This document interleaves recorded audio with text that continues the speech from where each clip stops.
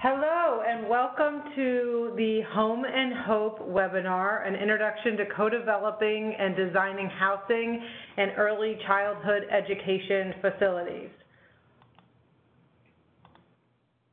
And this is Carrie Nimi from the design team.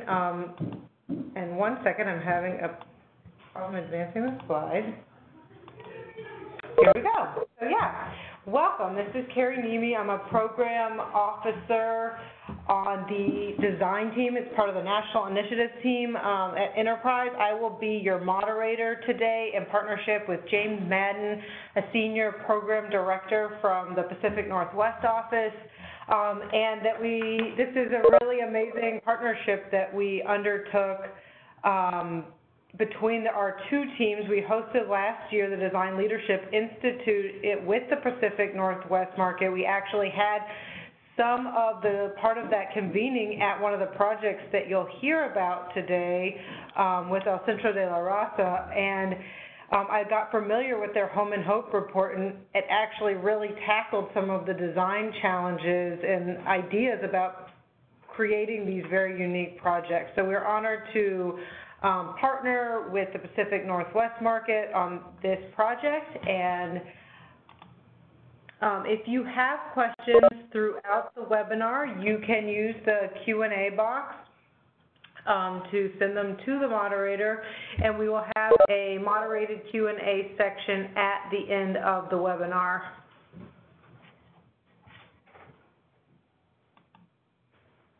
So James, take it away. And I'm unmuted. Hello, everyone. Good morning to the West Coast people, and good afternoon to everyone else. Thanks for joining, and we're thrilled with the amount of interest and attention.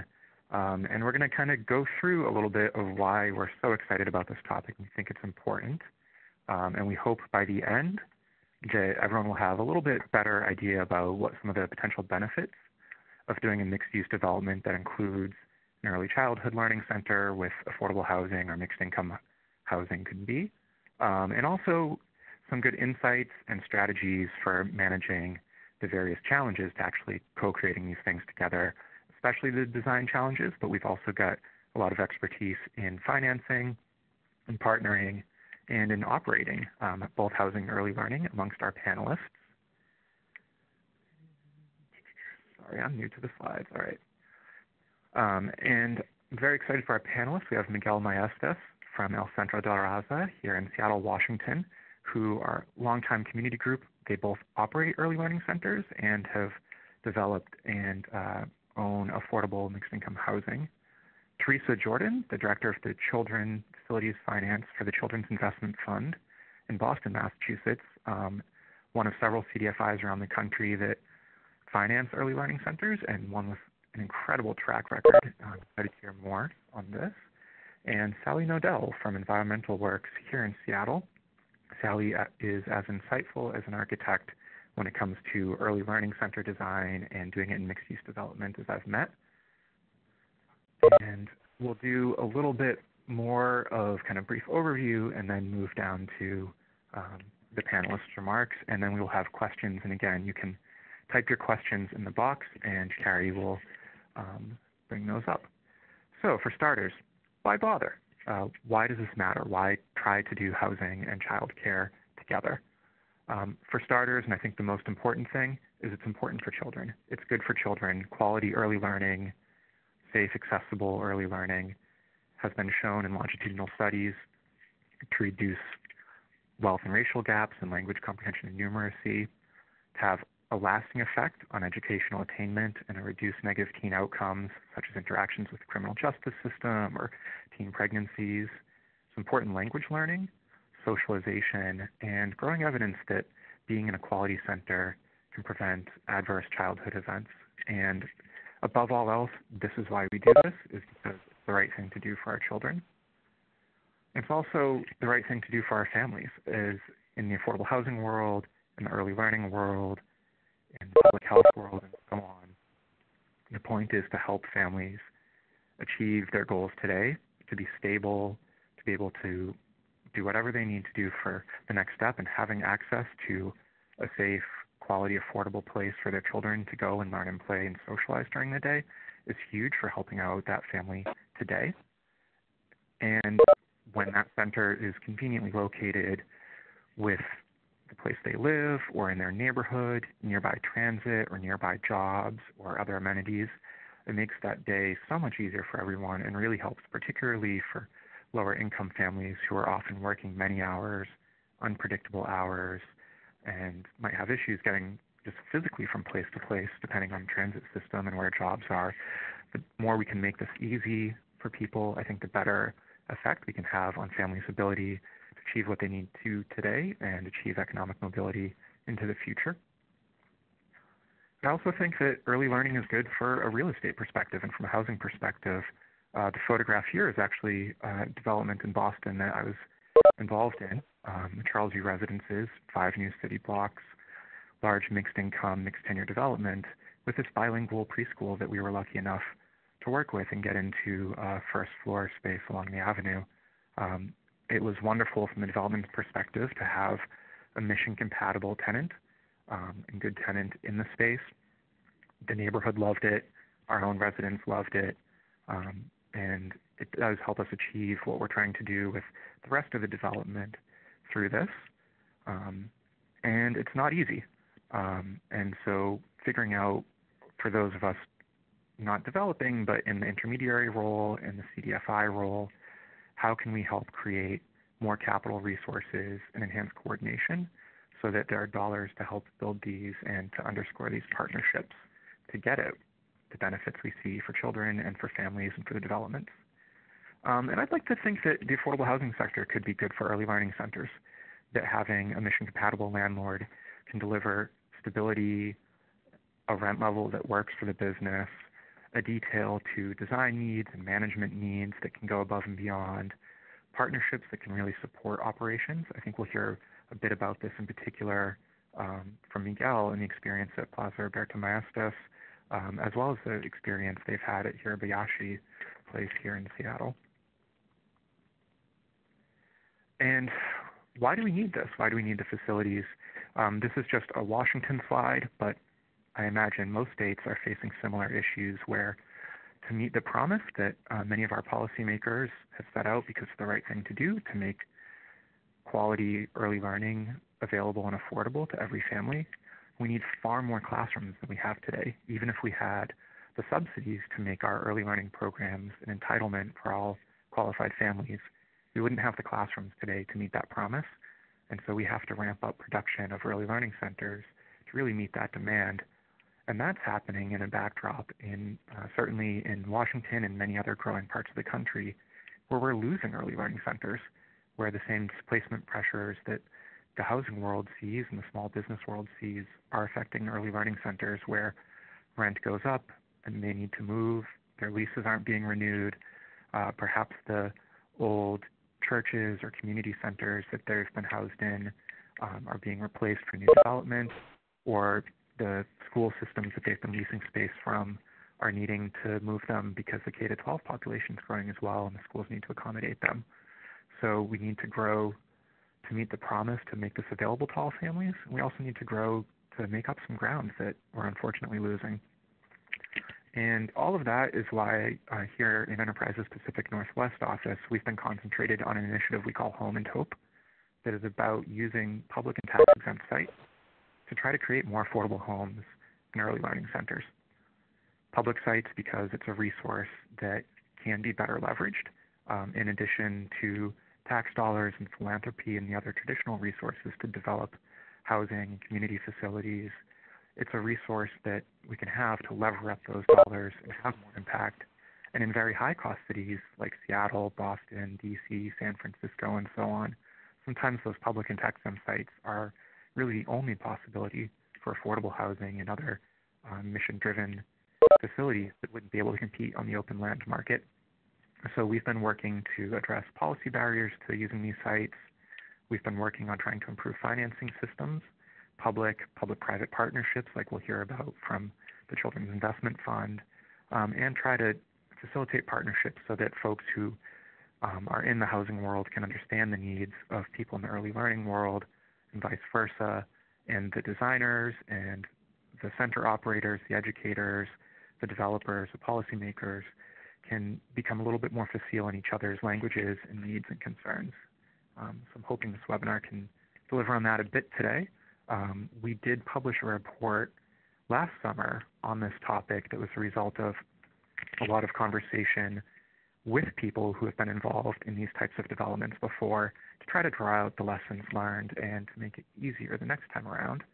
And that's online for downloaded PDF at bit.ly/home-and-hope. And I'm going to pull out just a few of the lessons that are in the report. These are things that our panelists will also get into much more detail about, and if something catches your eye for a question, make sure to put it in the box. But starting with just the importance of site selection for facility design and kind of the difficulty of design. Site planning is very important, especially because having open sky, outdoor play areas is very important to child development, and especially in more dense urban areas where land is at a premium, that can be difficult to design for. In the photo here of the Jose Marti Child Development Center's playground at Hirabayashi Place in Seattle's Chinatown International District, you can actually see that the play space is on the roof because there is no ground space available. It's an expensive solution, but sometimes it is the best one. It's just as important to also think about your circulation, the visibility to the neighborhood, how people are going to come in and out for drop-off and pick-up at the beginning and end of the day.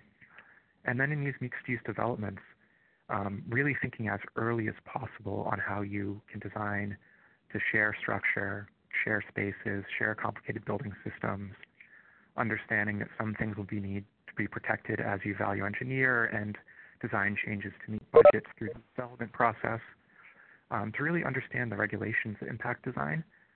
Both of these sectors are very highly regulated sectors that face multiple levels of requirements on their design and their operations, and coordinating those and making sure that the needs of one are compatible with the needs of the other requires that early partnership. Early partnership means a lot, and design can make a big difference in education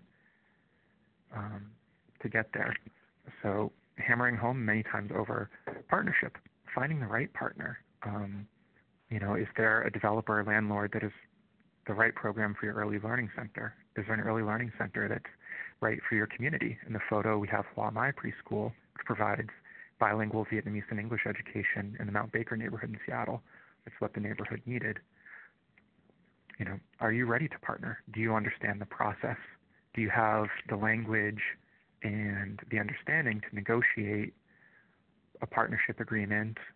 Do you know whether you want to own or lease your space? Can you negotiate that lease and its terms for rent, tenant improvement allowances, common area maintenances, what kind of term you need, how much tenant improvement allowance you need to be a success versus your rent levels?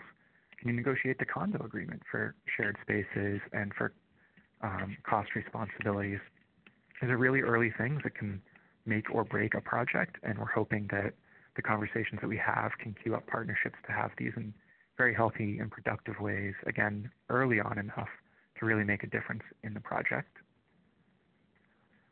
On the financing side, equally, again, early conversations to figure out what matches your project, because there are a number of ways forward. Can your center afford debt?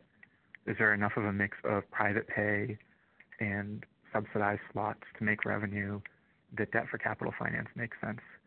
If so, should it be on your business, or can you have a landlord partnership that could underwrite debt based on a rent? What kind of equity is going to go into it? Some mix of fundraising from individuals, public grants, philanthropy, business partnerships.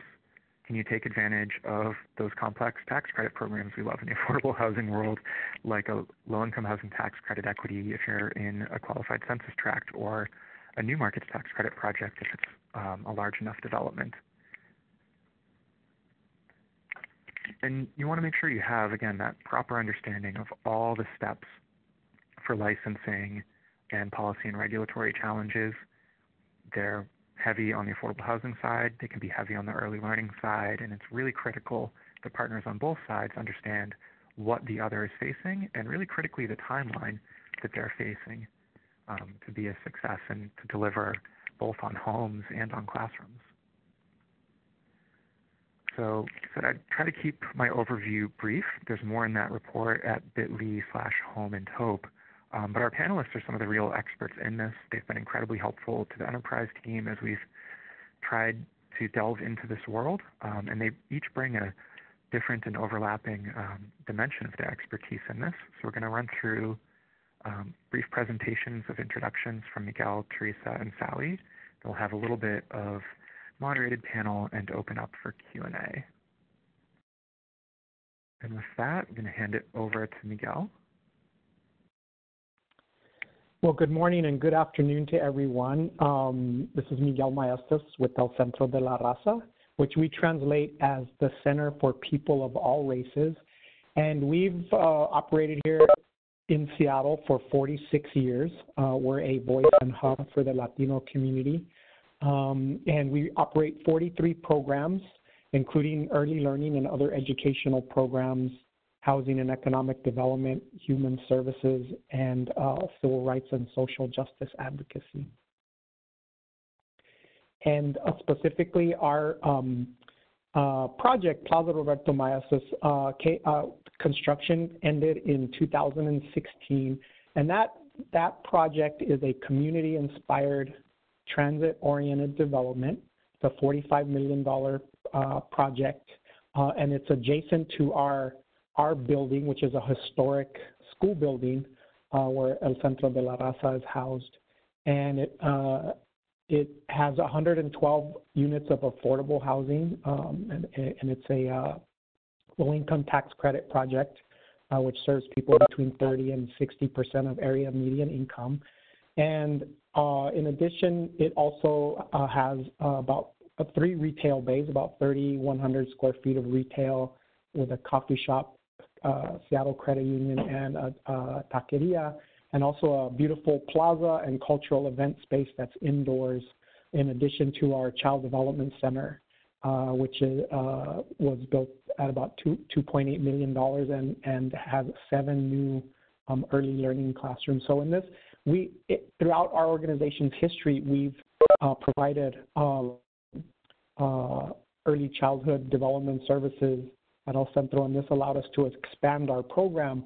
So on this project, we were both the developer and the provider of early childhood development. And there on the right, the photo on the right, you see the entrance to our Child Development Center, which is the Jose Marti Child Development Center. It's a multicultural dual language curriculum.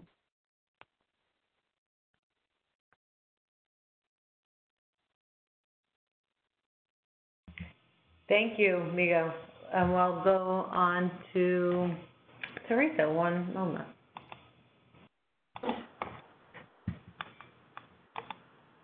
Good afternoon and good morning. Good afternoon and good morning, everyone. This is Teresa Jordan. The Children's Investment Fund was created in 1991 by the United Way of Massachusetts Bay and Merrimack Valley, and we are located in Boston, Massachusetts. We are an affiliate of CDAC, which is the Community Economic Development Assistance Corporation. We are a unique intermediary in that our primary goal is to provide technical assistance, financing, and training to nonprofit child care centers who are planning renovation, improvement, or construction of early learning and out-of-school time facilities. We focus on child care organizations serving low-income children through state subsidies or Head Start slots in the state. We have funded over 560 facility projects totaling $56 million, and those projects have created or improved 30,000 child care slots. We also provide trainings. An example of a training is the Building Stronger Centers training, which is a 4-day training that covers planning, design, capital budgeting, and capital financing. As for financing, we provide pre-development, acquisition, and permanent loans. And our funds can be used to pay for consultants such as architects and engineers. It can also be used to purchase land and buildings and as long-term financing. As we all know, the business model for child care centers is challenging. They operate under tight budgets with small profit margins. And we recognize that nonprofit child care providers need access to low-cost capital and grants.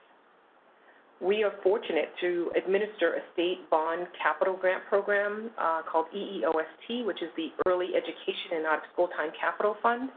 It was created in 2013 and reauthorized in 2018 for $45 million over 5 years. And to date, we've granted $19 million to 25 programs. The EEOST funds have leveraged another $89 million in additional investment from public and private sources. So to assist providers with design, we created design guidelines, and they can be found on our website. And those guidelines were created to highlight many of the regulations and design considerations that are unique to constructing or renovating these types of facilities. The guidelines focus on high-quality elements of early learning and out-of-school time space, and we've also used the guidelines in training sessions with state child care licensors and design architects. So the case study that I'd like to talk about is the fund, the Children's Investment Fund, has worked on several projects for affordable housing and child care. So this slide is an example of one recent project. Brookview House is a Boston-based organization that for over 30 years has been serving women, children, and youth facing homelessness. They provide an out-of-school time program, affordable housing, and supportive services. This is actually their third project, and it's currently in construction and will be completed in the summer. As you can see, this is a rendering of the space. The floor will be the out-of-school time and youth program, and the upper 3 floors will be the affordable housing. So they'll serve a licensed out-of-school time program for 26 children, a teen center for 20 youth, and 12 family-size affordable housing units. The total development cost for this site, the entire project cost $5.6 million. $4.8 million of that is the TDC for the housing units, and $8,000 is the TDC for the out-of-school time space. Brookview received funding through a few sources. The early education and out-of-school time was one source. They received funds from the city of Boston. They received bank financing and then state housing funds. The project is complete. This site will provide a safe, supportive environment for women, children, and youth.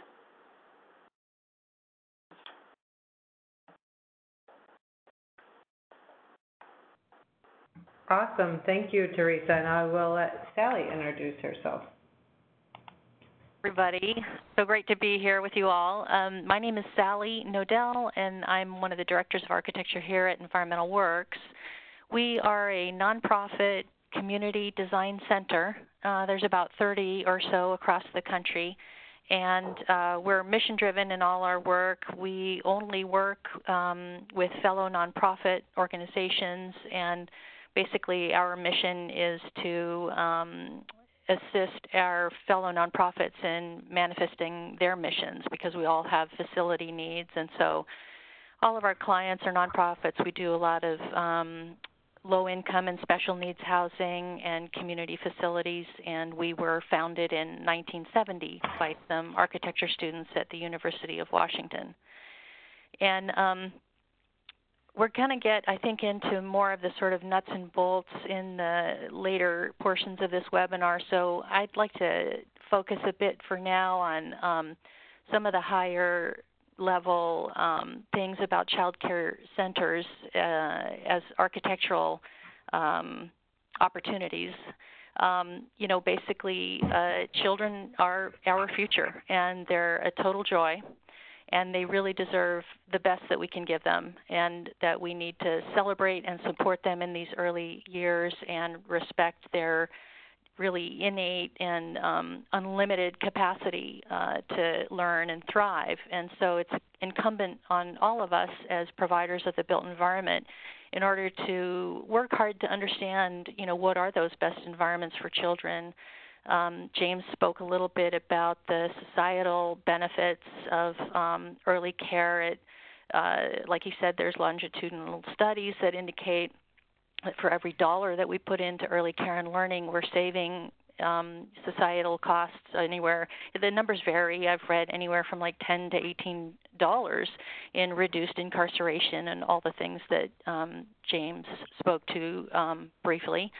But also what is sort of more recently being gleaned is that the first, 0 to 4 or 5 years of neurological development is just phenomenal, the things that are happening in the children's brains at that early age. And it's really the greatest opportunity for us to capture that moment in order to support the children as best as we can in their capacity to grow and learn.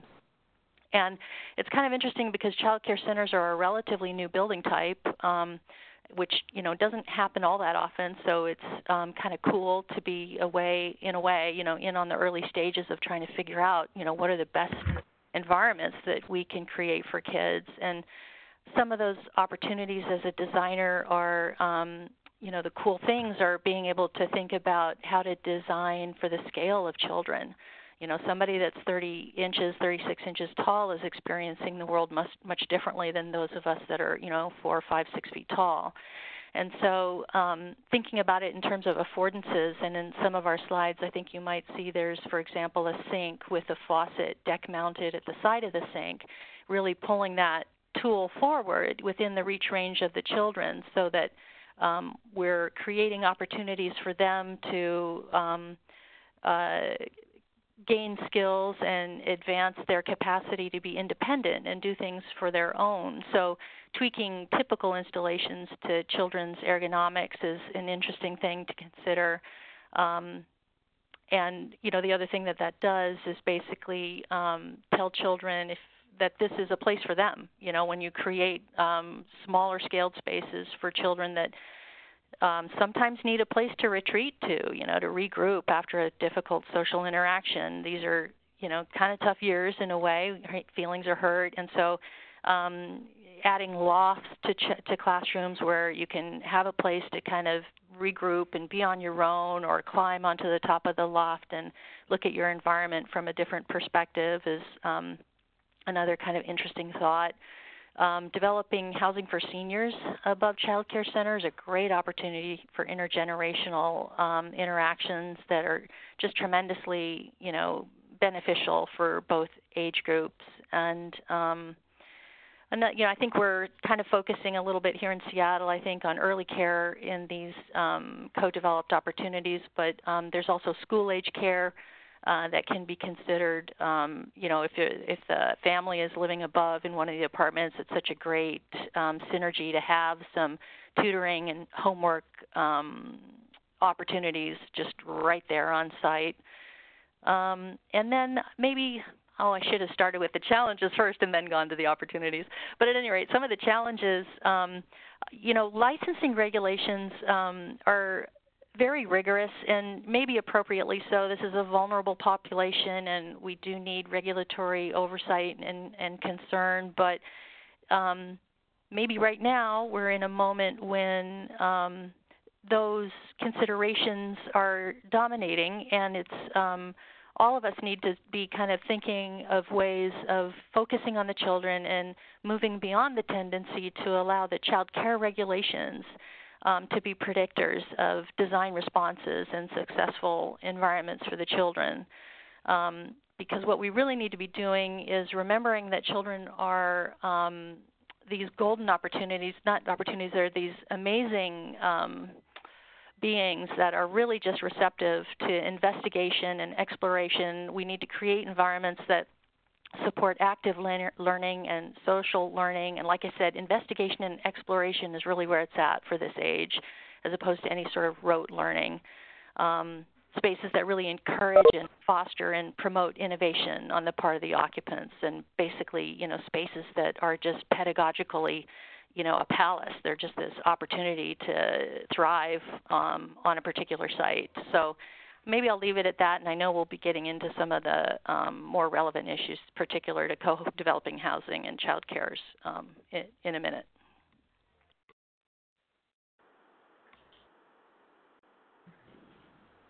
Thank you, Sally. And she can get a lot more into the details. I'm sure we'll have some good questions. And to kick us off, I would like to actually go back to Miguel, since he's been on both sides in an organization that operates a couple early learning centers and also a couple housing developments. Miguel, what are some of the biggest lessons you've learned about really successfully building these together, and the things the partners need to think about to make sure that both sides' needs are met?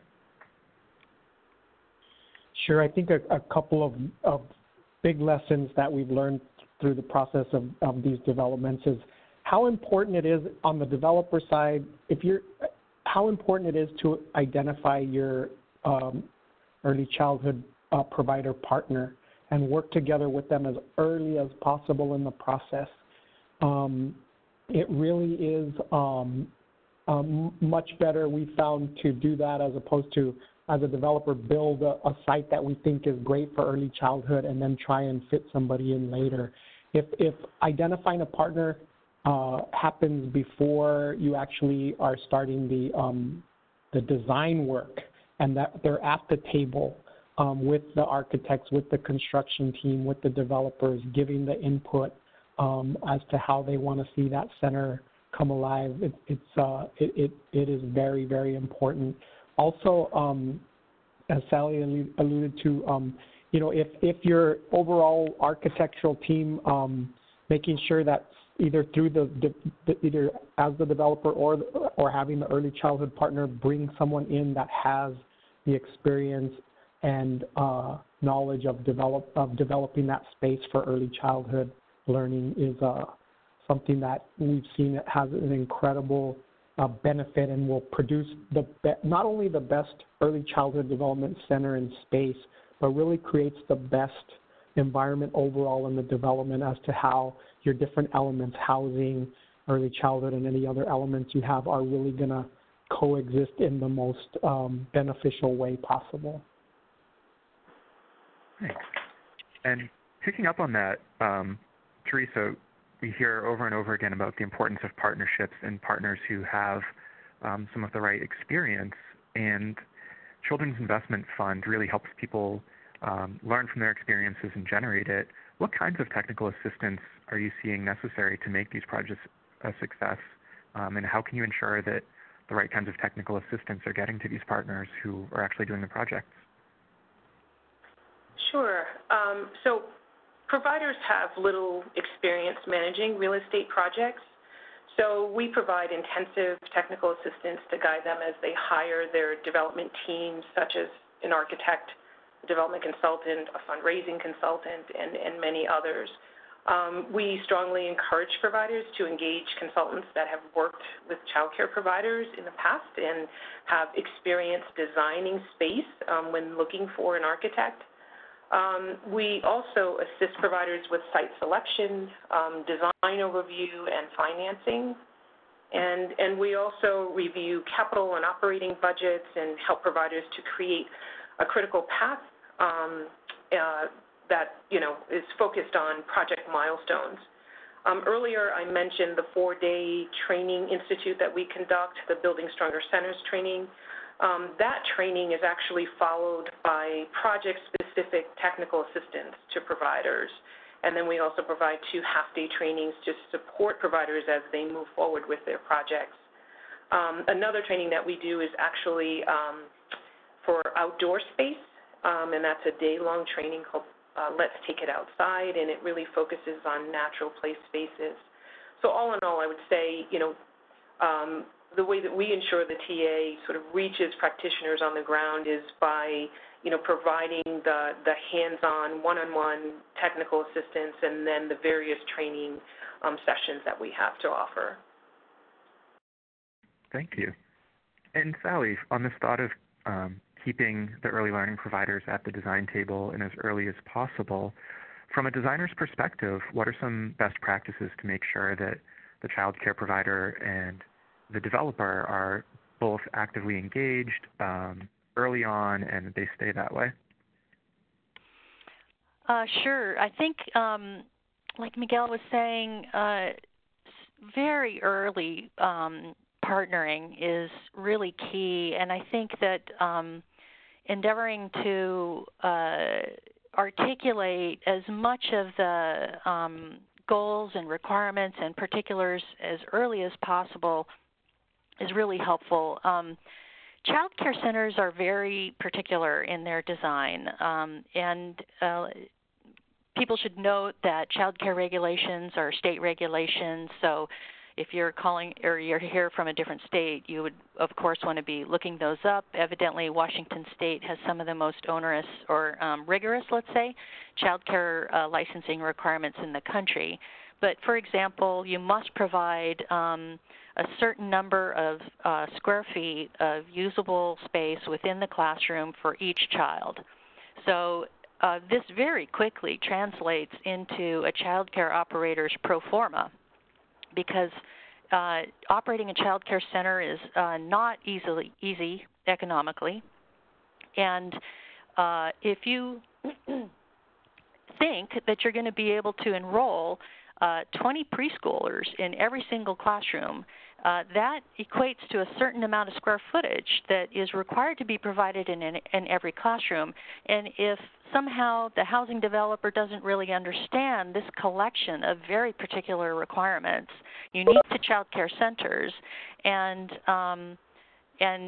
inadvertently is not able to provide the child care provider with a facility that meets their operational goals, this is a really big hit for the child care operator to late in the game discover that they actually can enroll only 18 children in that preschool classroom, because that's a big financial hit to the pro forma. So the earlier that these kinds of facility requirements can be conveyed to the entire team in a way that, clearly messages the critical nature of the facility build-out.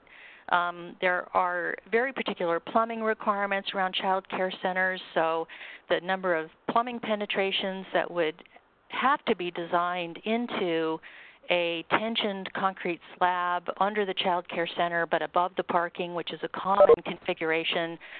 All that stuff just really has to get on the table very early, and it, I think, would be advisable to be including those kinds of considerations in any sort of early memo of understanding that's developed between, all of the partners, so that it's understood, these are not optional, nice-to-have things.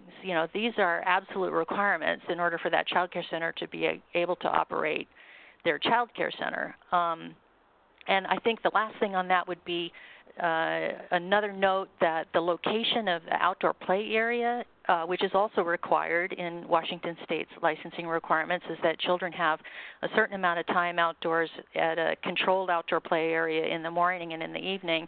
And that needs to be taken into consideration very, very, very early on, so that if you can optimally locate a child care center at the ground plane with good exposure to sunlight, so that it's not, for example, like in a northeast corner and it's going to be in shadow all day.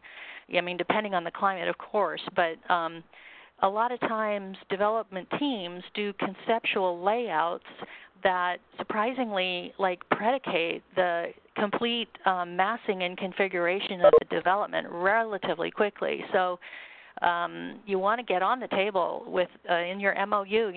These are the things that we need. These are the things we must have, and hopefully optimal location of an outdoor play area can be included very early on. Thank you.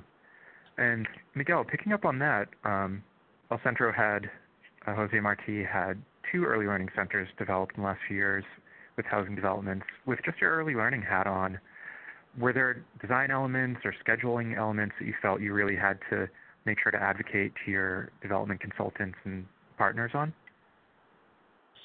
Yes, as coming from the early childhood development perspective, we saw that we're investing also a lot of funds into the creation of the center. Equipping the classrooms.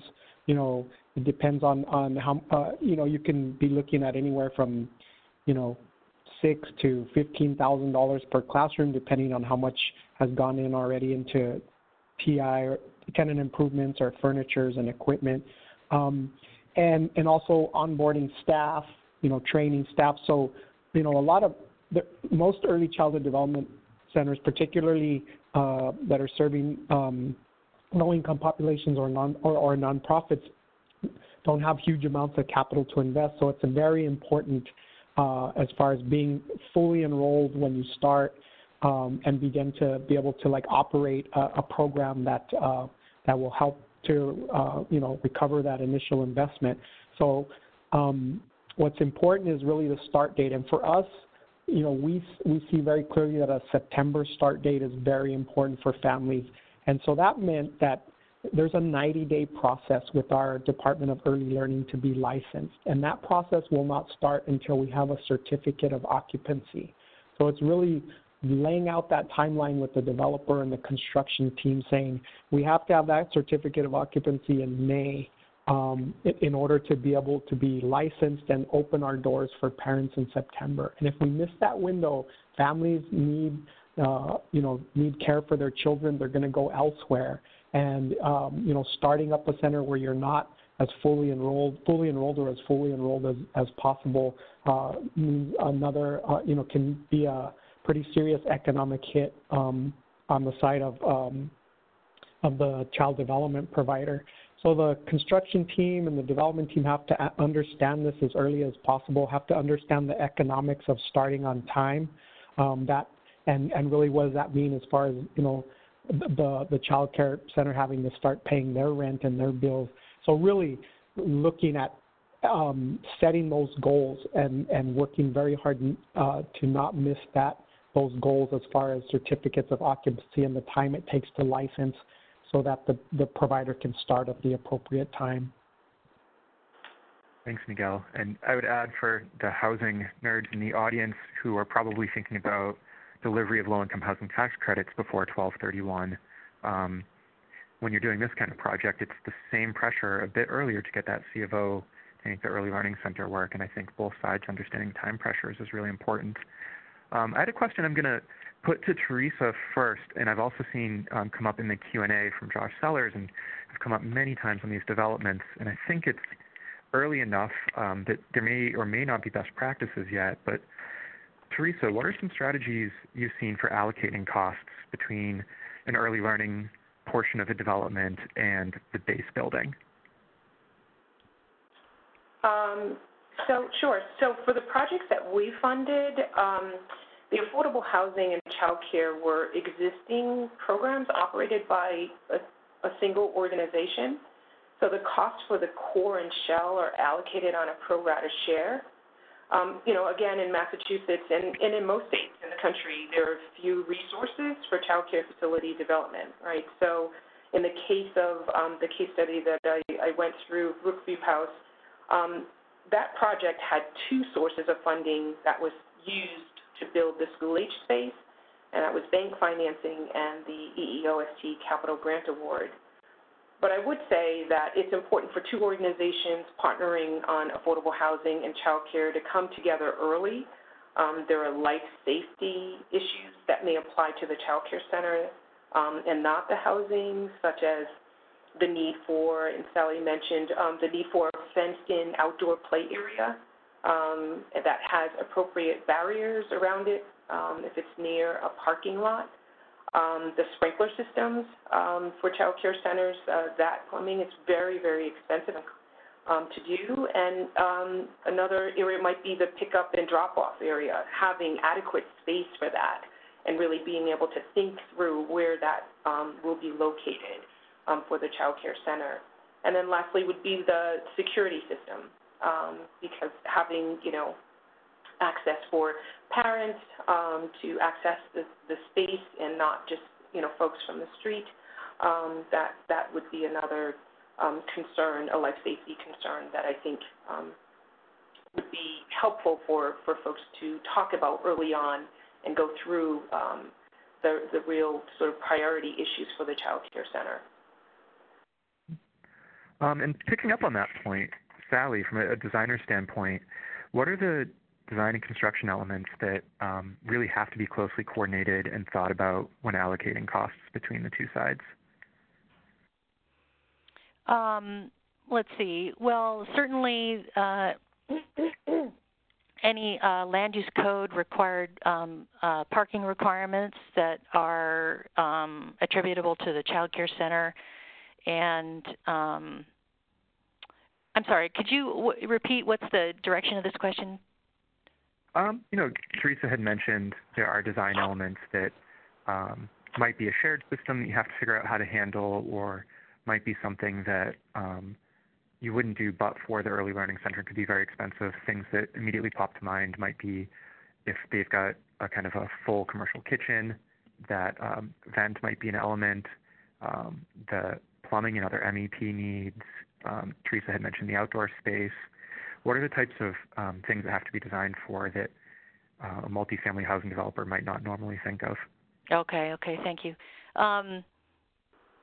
Well, certainly, so the kitchen situation, I think the thing to basically comment on about that is that there are requirements, of course, if you're going to have kids on site for a full day. There are snacks and lunches. Excuse me.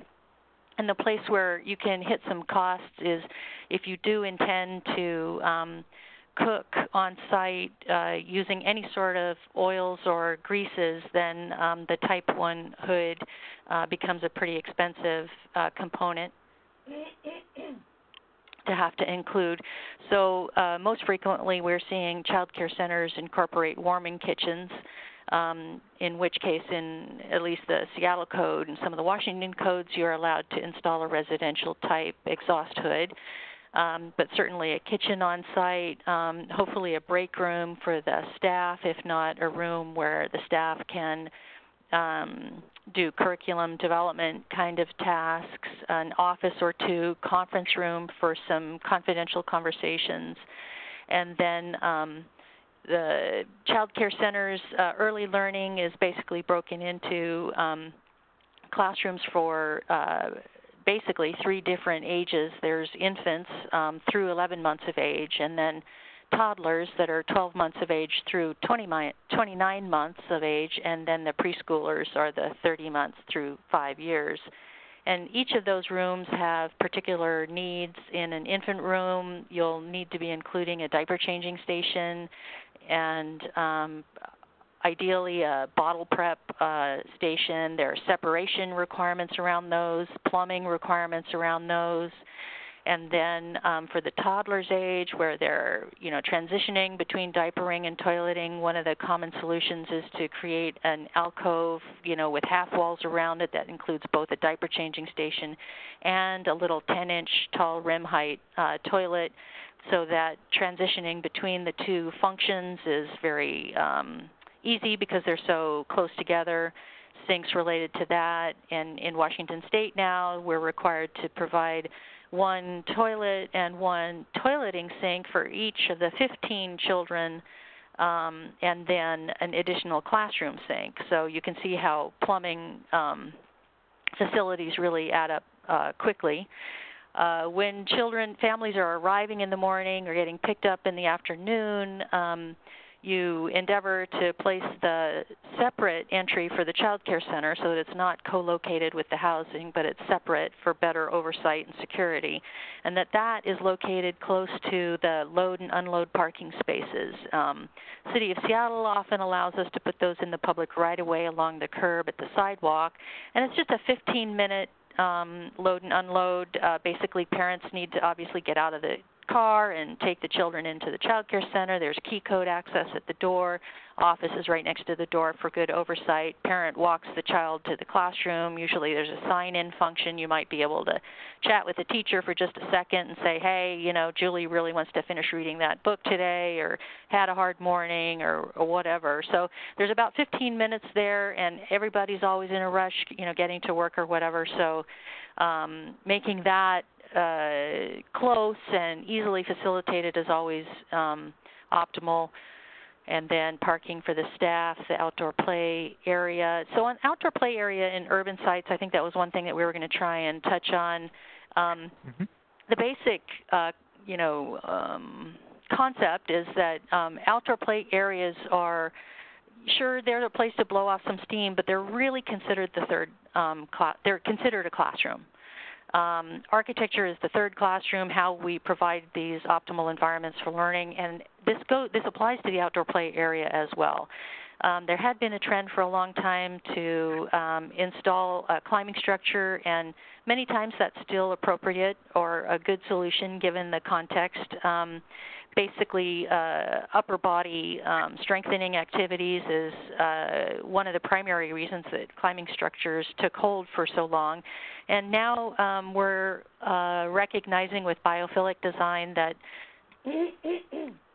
having opportunities for children to participate and be next to and engage in nature is very important. And if you're on a rooftop, design the structural loads to accommodate some planters that can accommodate dirt and, plantings in a healthy way, not just something sort of token.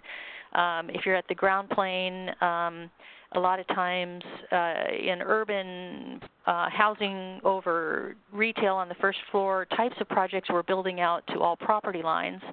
So a setback, if setbacks are required by the land use code, taking advantage of those and potentially using those for outdoor play is one strategy. We've also seen licensors approve a configuration in which a garage door enabled a very wide opening between an internal space that was not a dedicated child care classroom, but more of like an extra space, like a art studio or a gross motor room or something like that, and directly adjacent an outdoor play area that was fenced. So even though the outdoor portion of it was very small, once that garage door is open, it really provides a much larger area of square footage for the outdoor play, which also requires a certain number of square feet per child of actual usable outdoor activity area. And then on the rooftop is also a very kind of common solution that people are pursuing these days. And, obviously adequate fencing height and ensuring that the detailing of the fencing is such that it's not climbable. There's no way a child could get a little toe hold in there and climb up the fence. And, boy, what else? What am I missing? Jose, can you think of anything? I actually can stop you there, Sally, because I'm going to transition us to a little bit of our audience Q&A. Oh, right on. Sounds great. That was great. James, actually, I think you might be an expert. Someone was curious where they might find a model pro forma for child care projects, and on a similar note of some of the background information, what might be the typical square footage of a child care center? All right, let's bounce to Sally for the square footage needs. Yeah, sounds good. So Environmental Works has been designing child care centers for a long time. I think we've got about 40 or so of them under our belts, and we do a little bit of analysis whenever we can. And a good rule of thumb is about 65 gross square feet per child. So if you've got a child care operator that comes to you and says, I'm hoping to open a child care center for 100 children, then you're looking at, we think, a minimum of about 6,500 square feet total once you account for circulation and support spaces and everything like that. 75 gross square feet per child is much better. Please, everybody, be sure to take to heart the statement that the child care regulations for square footage per child are bare minimums. They're not best practices or recommended square footage per child. So, and if you can get up to about 85 gross square feet per child, that's a pretty golden child care center. You could potentially incorporate a shared studio in between two classrooms to allow art projects to remain in place, for a week or two while children, get to come back and work on this child care center or art project day after day, so you don't have to break it down at the end of every day, or a interior gross motor space. Here in Seattle, it rains a lot, so a place to go blow off some steam for outdoor play in the middle of the day. So there's, like I said, a space for teachers to be able to work on curriculum. So those are the rules of thumb that we've discovered over the years for just rough sizing of child care centers. And we often see the model that's got one infant room, one toddler room, and two preschool rooms. Awesome. And James, the model pro forma, any ideas there for our audience? finding a consistent model is a little bit of a challenge, and I'm going to bounce to Teresa for how Children's Investment Fund underwrites these deals.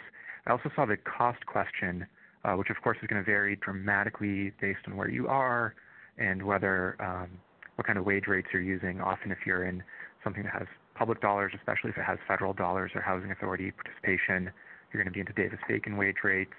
If you have other kinds of public dollars, you're likely in some kind of state prevailing wage. So keeping that in mind, I've seen ranges anywhere from $180 a square foot to around $250, $280 a square foot recently. But again, that'll vary very widely. But Teresa, for the pro forma model, it's not that simple, of course, but how does Children's Investment Fund look at the capital financing stack for these?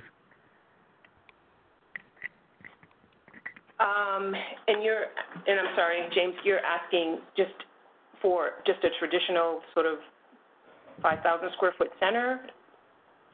Yeah. And so in terms of costs, I'm sorry, I'm just not following the question. If you could ask me that again, please. See, and this proves the complexity of the simple question was, where can we find a simple pro forma for these child care centers? We can find a housing sources and uses. Where's the pro forma for these? And I think audience can tell right away that it is a very complex question depending on the type of center, where it is. But Children's Investment Fund finances these. So when you're underwriting a center, what do you look to? And I'd say, what does the typical kind of sources and uses look like? And I will just add, we're going to wrap up with this question since we just have a few minutes left. So, Teresa, take it away. Sure. So, yes, it is a difficult question to answer only because, there are no two similar projects. And I can't say in all my years that I've seen two performers that look exactly the same, and it really depends on the size of the building, how many, classrooms that are being proposed for the center, if it's, a newly constructed versus an existing program. So, taking into account the square footage for infants versus toddlers versus preschoolers versus school-age kids, and whether or not they have outdoor space. So we look at all of those things to really understand how much it's going to cost to, renovate a building that might, have a traditional, like a small center, 4 classroom, 1 infant, toddler, 3 preschool, potentially, in some outdoor space. So again, it's kind of hard to look at that in that way, but just in terms of sources of funding, there are minimal sources. There's, fundraising, maybe equity, depending on the organization. They could use their own equity for a source. There's bank financing. It depends on, again, the organization and their ability to take on debt, whether or not they have collateral because they own their building, so they could use the building as collateral. If they're leasing space, it's much harder to get a conventional bank to provide a loan. We're able to do that. We take other sources of collateral. And then we, here in Massachusetts have the EEOST program. So, I'd say there are 4 or 5 sources of funding for a traditional child care center. If they are, have other commercial space or housing, then there are other housing programs that are helpful in constructing the whole building. And then just on the use side of that is, would be the construction and the cost. We're seeing for, new construction costs of, between $300 and $500 a square foot. Again, it really depends on how many square feet, how large the program is. For the Brookview site that I mentioned, that was a $5.6 million project.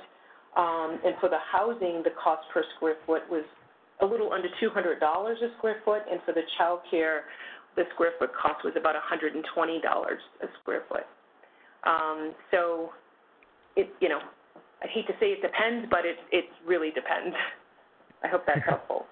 I think it's true. Well, Liz, thank you. Thank and our Harry's going to panel wrap so much. up. Yeah. James, I'd love to I would have like to do a quick commercial thing for everyone here since funding was asked for. If you're in Massachusetts, please look to the Children's Investment Fund, both for funding but also for the excellent resources, and those resources are good for us around the country. If you're in the Midwest, the Illinois Facilities Fund has done a great job at developing this kind of finance. Here in Washington and Seattle, there are state and city programs. You can look to it locally. So there's a lot of resource out there, and our friends at Children's Investment Fund, Illinois Facilities Fund, Low Income Investment Fund, our CDFIs that have been working in this realm for a while. But thank you, Miguel, Teresa, and Sally. I've learned some things today. I hope it's been good for everyone. And Carrie, take us home. Yes, awesome. Just reiterating those thanks to our talented panel. And, you know, for those of you who are looking to take on some of these more challenging design questions, you know, it's one of the reasons that we were invited to come with the Affordable Housing Design Leadership Institute to the Pacific Northwest last year, which is an institute where people bring a project in pre-development where they're really tackling how do you have complex uses up next to each other and optimize for all the different partners. Our application is currently open for the Affordable Housing Design Leadership Institute, which will be in Cleveland this year. It's a 3-day really retreat for developers to bring a project in pre-development and to completely realign their thinking on that. So if you have questions on that, you can follow up with me. Just a quick ad, we're really translating a lot of that learning onto a new site called Design Matters. It's going to launch next month. You can find the Home and Hope report there as a design resource, as well as on the Home and Hope portion of the website. And just thank you to everyone for joining today, and thank you to our partner Anthony Bridgewater, also in the Pacific Northwest office, who played a big role in coordinating today's webinar as well. Just such an exciting day. And to all of our guests, we had overwhelming demand for this event, and so if you have other questions, please email them to James and myself, and maybe someday in the future we'll have a 2.0 version, since obviously there's a lot of interest. So have a great day, everyone, and thank you for being with us. Thank you. Thank you.